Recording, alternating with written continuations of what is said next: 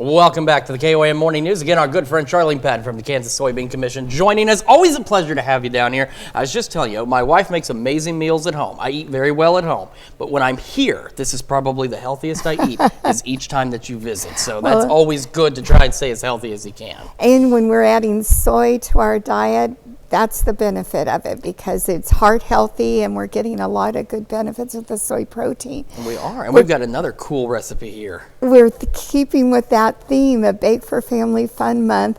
And as I was telling you, this is a great way to introduce pie making to your kids because we've done some shortcuts here and it'll make it easy for them to make their first pie.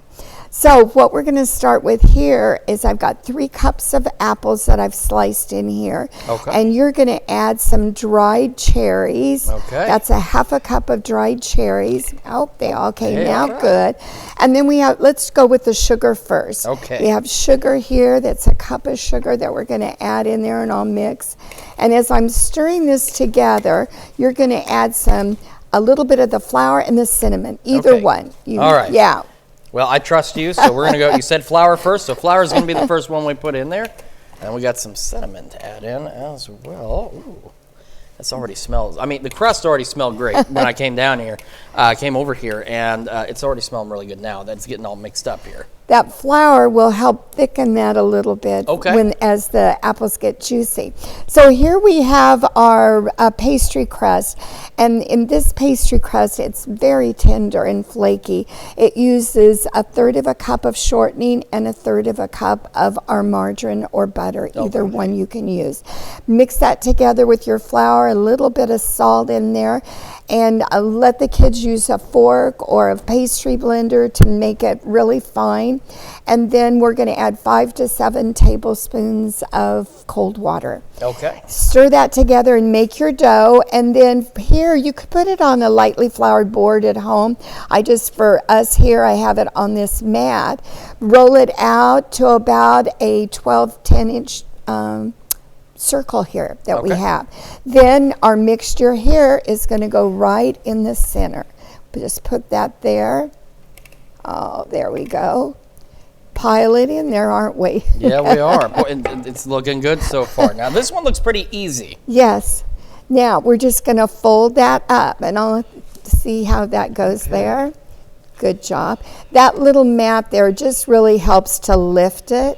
Okay. And then we can we can do the same thing right down in here. Yes, perfect. It's kind of like making a dessert taco almost, or a dessert burrito. And we'll just kind of pinch that together. And then for the last step, I'm going to give you the sugar. Okay. But we're just going to sprinkle the sugar on after here, just brushing a little milk here. That'll help make that golden brown. And then you can take the sugar and just sprinkle that on a little bit where we did that. And that'll kind of give it a little bit of special crust. Now, if I was doing this at home with my children or grandchildren, I probably would have done this on the baking sheet, and then they wouldn't have had to move it. Yeah. Roll it out. I did that at home when I was making the one that we have here. Bake this at 425 degrees. Okay. And then you're going to have that till it's golden brown, about 30 minutes. And then if it's starting to get too brown, you could cover it with foil and then bake it about another 10 minutes. Okay. So you have here we have our finished product. Which looks amazing. Oh gosh, it's so fun and it's delicious with that crust. And your children will have their first experience making a pie. Yeah, and it's a simple one to make, delicious, healthy, all of the great things that these kids will enjoy and they won't even realize. They won't.